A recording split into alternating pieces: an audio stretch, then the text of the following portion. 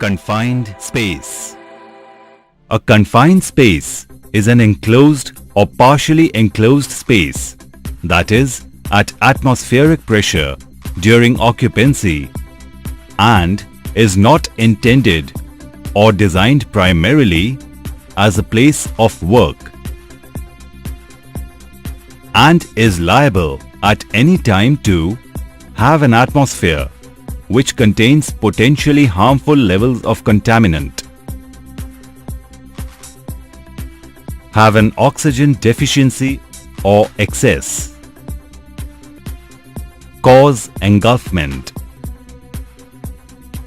could have restricted means for entry and exit. Once a location is deemed to be a confined space, it must be marked with a permanent sign on the outside.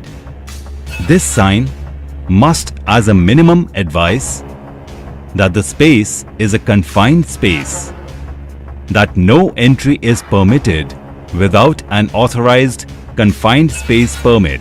Confined space warning signs should be provided in a language consistent with the language spoken by workers at that worksite.